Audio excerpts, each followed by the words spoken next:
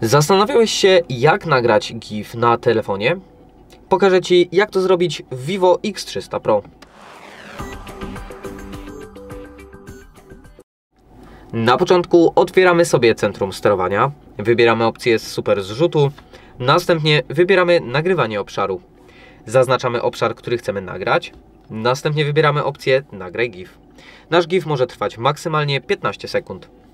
Teraz nagrywamy sobie nasz GIF i możemy go szybciej wyłączyć. Możemy go od razu podejrzeć, naciskając właśnie na nagrany GIF. Jeżeli wideo było dla Ciebie pomocne, zostaw łapkę w górę oraz subskrypcję. Z mojej strony to tyle. Ja się żegnam. Cześć!